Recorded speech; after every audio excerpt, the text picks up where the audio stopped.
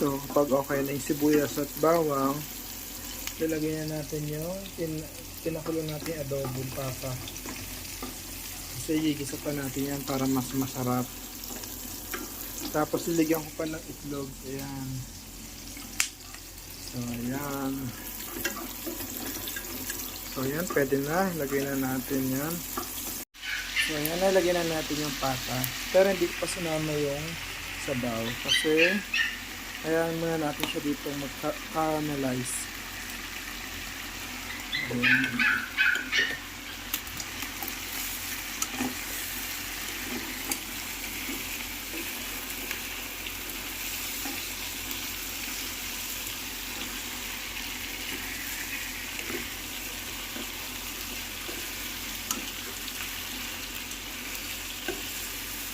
Kailangan natin siya magmantika.